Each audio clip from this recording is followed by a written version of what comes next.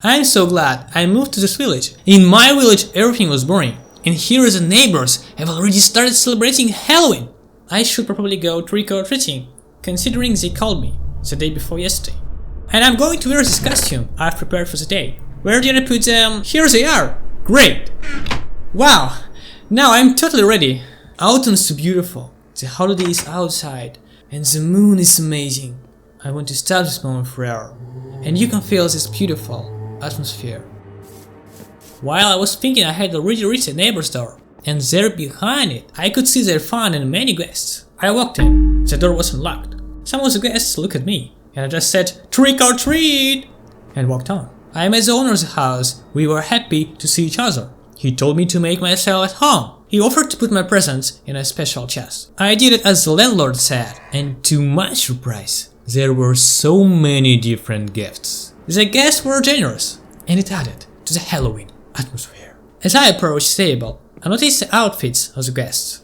I tasted a delicious pumpkin cake and was offered a taste of the specialty of the day, which is sponge. I was intrigued. To be honest, that look still creeped me out. But I got down to it, and after drinking 2 glasses of the sponge, I realized that I had got drunk. I chatted with the house guests some more. Everyone was so cheerful and happy. Checked out the interior and decided to go home, but the hospitable neighbor offered me one last drink, so I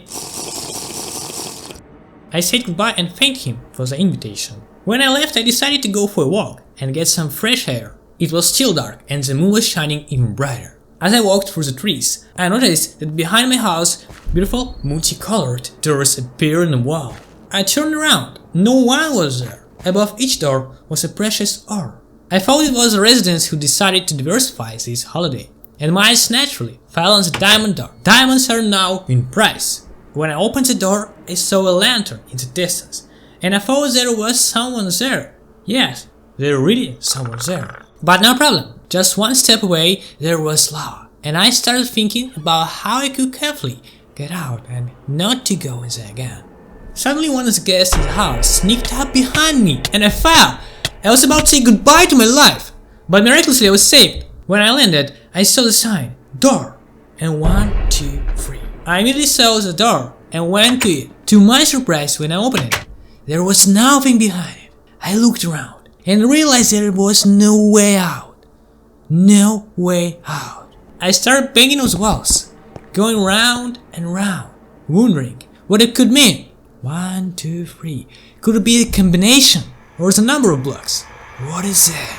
Suddenly a door opened, but I wouldn't say it was a door. It was a stone-clogged door. When I entered it, I saw a strange space where I could see a lonely chest and nothing else. When I approached it, I saw that there was a secret code. Isn't that 1, 2, 3? I thought. Entered this, and oh my god, it worked! Inside were diamonds and some kind of cutting-edge diamond armor with an incredible trident made from the same material. I was pleased with myself and forgot about everything that had gone before. Some parts of the armor looked ridiculous, but it didn't ruin the experience for me. I opened the door and found myself on the street, as if an invisible portal connected the 2 doors. I was glad to be out and with incredible artifacts. Anyone in the village would envy me, so I decided to take them home to my chest. And I went back to the second door. Looking into the distance, the road seemed endless, but I had indeed found the diamonds in the previous door. My doubts were put aside, and I opened it. I began to run. It seemed to be several miles long. My eyes began to blur from the monotonous side, and it seemed as if the witch sponge had worked on me with renewed vigor. I ran for about 20 minutes. My strength began to leave me, and I realized that I was in the middle of a long, I thought at the time, endless tunnel covered with a red carpet. I wouldn't be surprised to find Count Dracula here. We will come back to the story later. A yellow door and the gold door above it. You could see that the path led somewhere out. Not down, no straight, but up. And with these words, I opened the door. The place seemed abandoned. There was mold on the walls, and spiders had clearly taken up residence here long ago. I climbed up carefully. The skeleton added to the eeriness of the place. Further on, I noticed a pile of gold bars. Got excited and started taking them.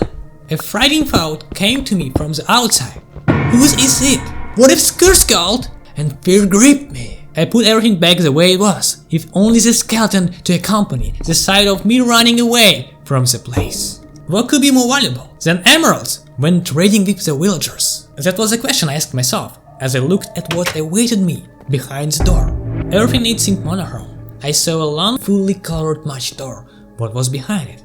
That was for me to find out. I walked in, and it was an incredible sight.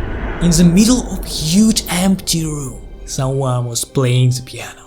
I cautiously approached the stranger. He tuned and said, "I could destroy this world, but it's up to you since you're here." "Oh no, what's going on here? Stop it! I don't want it!" Another moment and it stopped. I began to be pulled.